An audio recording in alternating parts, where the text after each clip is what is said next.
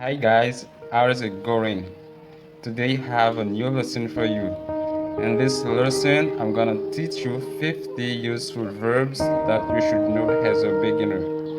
But before getting started, I'm asking you a favor to subscribe, like, and share the video if you like the idea. Let's get started.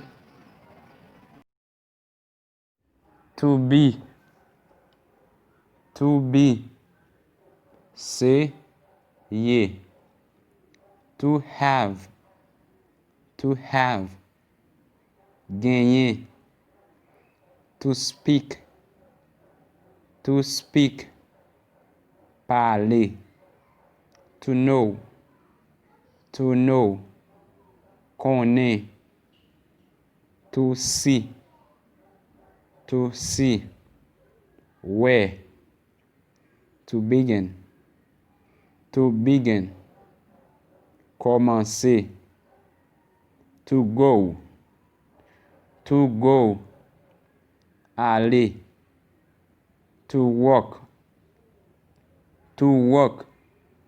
marcher, to come, venir, to become,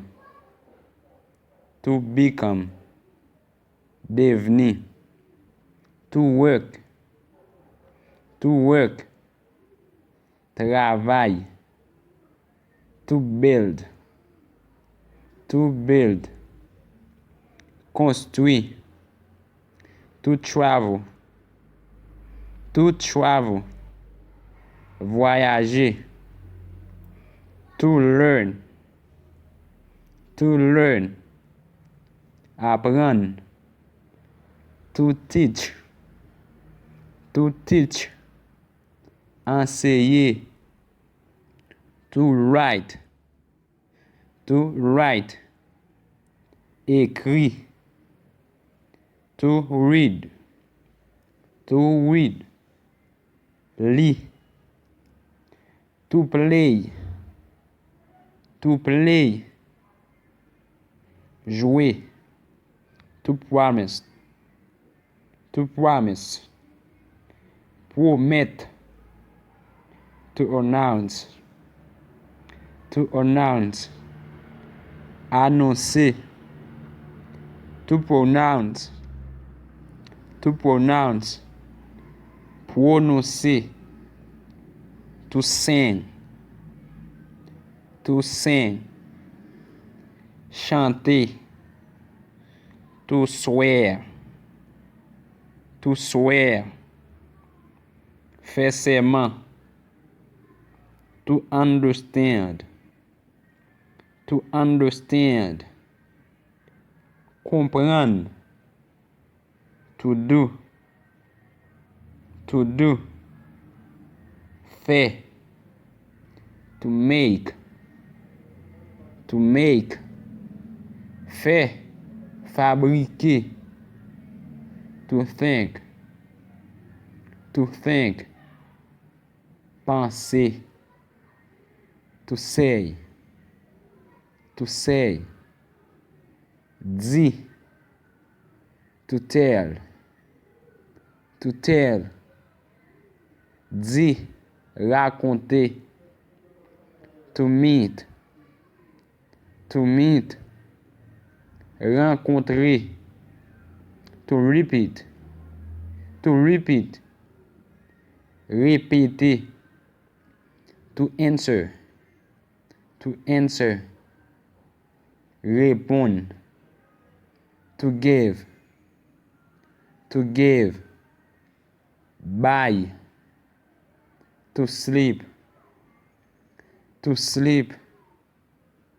dormir, to remind, rappeler, to trust,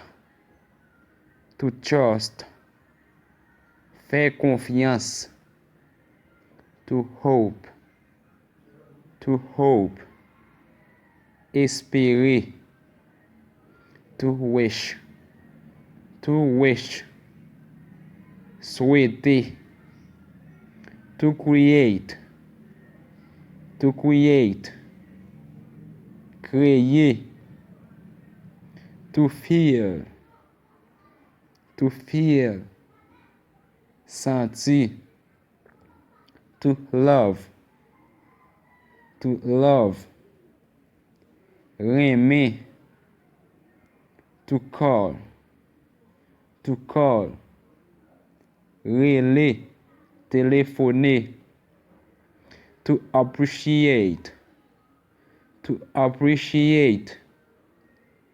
Apprécier. To drink. To drink. Boire. To buy. To buy. Acheter. To sell. To sell. Vendre. To show. To show. Montrer. To cry. To cry. Crier. To ask. To ask. Poser question. To send. To send. Voyer.